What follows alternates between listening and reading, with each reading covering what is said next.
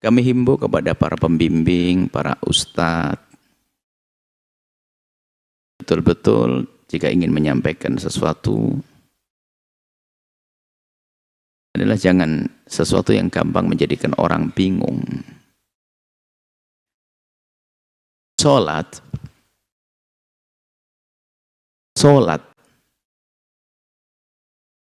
cukup Anda pakai kolor, yang penting menutup pusat dan lutut itu sudah sah. Yang repot orang tidak sholat. Biarpun Anda sholat ke masjid pakai kolor ya aneh, tapi sah dan berjamaah mendapatkan pahala. Apalagi memang Anda tidak punya baju. Adapun bab kesempurnaan, hendaknya khudzu zinatakum inda kulli masjidin. Ulama menjelaskan makna daripada firman Allah tersebut, hendaknya kalau kita ke masjid itu menyempurnakan dandanan baju kita. Sebisa mungkin ada sesuatu yang ada di pundak kita, namanya rida. Kemudian di atas kepala kita, kopiah. Itu imbauan dan anjuran. Kemudian jika ada orang sholat tidak pakai kopiah, sholatnya sah. Berjamaahnya mendapatkan keutamaan. Keutamaannya full. Cuman dia tidak mendapatkan pahala menutup kepala. Itu saja. Jangan sampai kita ini, Masya Allah, jangan gampang menjadikan orang takut ibadah. Dari mana? Sampai orang tidak pakai kopiah, tidak mendapatkan pahala jamaah. Bahkan kadang pun Anda sholat nggak usah pakai jamaah. Karena Anda melakukan ibadah yang nggak usah pakai kopiah. Kadang Anda sholat berjamaah berkali-kali harus tidak pakai kopiah. Karena apa? Anda harus melakukan kewajiban yang lain. Semoga Anda bisa haji dan umrah. Nah, waktu laki-laki ikhram kepalanya gundulan. Itu juga. Nah, ini menunjukkan bahwasanya hal-hal yang menutup kepala itu adalah memang semula ini bukan sebuah kewajiban itu loh. Memang di dalam umrah ini babnya beda, tapi paling tidak kita ini jangan gampang menjadikan orang itu berbeda. Ada lagi omongan ustadz, kalau belum haji jangan pakai kopiah putih. Nah, ini subhanallah, yang kopiah warna itu kan hanya terbatas merah, putih, kuning, hijau. Terus pakai kopiah apa? Anda sholat ganteng gagah begitu pakai kopiah pink, kan lucu. Yang pakai kopiah putih nggak boleh. Ada sebagian ustadz suka bikin aneh-aneh. Dan jangan seperti itu, biasa. Yang penting Nabi hampir tidak melakukan sholat dalam keadaan hasirah ra'si, kepalanya terbuka, hampir tidak pernah. Apakah dengan imamahnya atau apa saja. Itu adalah baginda, kecuali waktu ihram. Tapi itu bukan sebuah kewajiban.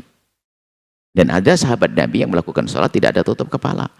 Dan Nabi tidak memarahinya. Seperti itu. Jadi boleh sholat Anda tetap sah, cuman hendaknya siapapun kalau hendak melakukan sholat sebisa mungkin berdandan, khudzu zinatakum, berdandan yang normal, yang sesuai dengan dandanan yang diajarkan, yaitu tadi hendaknya melengkapi dengan tutup kepala sampai derajat pakai imamah. Maka imamah, Nabi menggunakan imamah seperti ini. Biarpun Anda belum bisa pakai, paling tidak untuk sholat saja. Untuk sholat imamah. Kemudian ada sesuatu rida di atas pundaknya. Sampai para ulama mengatakan jika Anda tidak punya baju rida ini adalah sorban yang Anda tempelkan di pundak. Kalau Anda punya baju dua, jadikan satunya untuk rida ditumpangkan di atas pundaknya.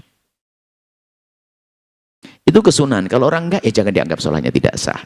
Ya, penanya yang mulia dari Malaysia, yang Anda dengar di kampung itu ada dua kemungkinan. Anda terlalu di belakang, Anda tidak terlalu mendengar.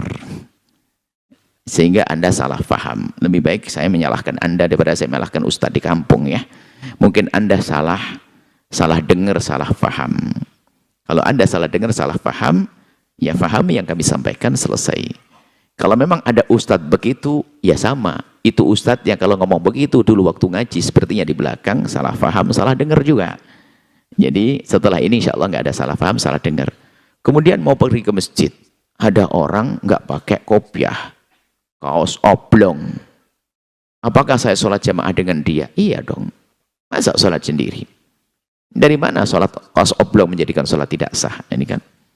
Nah, Sholat kaos tuh selalu oblong dari dulu, nggak ada kaos berkerah, itu hampir sedikit kaos berkerah.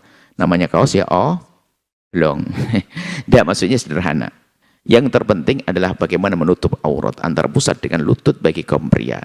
Adapun kesempurnaannya adalah adab. Anda ke kantor saja pakai dasi jas dengan necis begitu, masa menghadap kepada Allah dengan pakai baju asal-asalan, malu dong kepada Allah.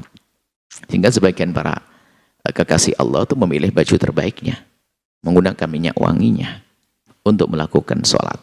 Karena dia menghadap kepada Allah Subhanahu wa ta'ala seperti itu.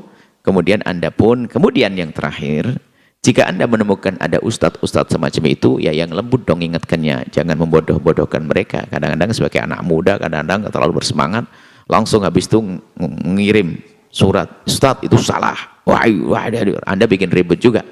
Jadi semuanya harus serba indah dan indah dan indah. Wallahu a'lam bissawab. Setelah Anda menyaksikan video ini, jangan lupa berselawat kepada baginda Nabi Muhammad sallallahu alaihi wa alihi wa sahbihi wasallam.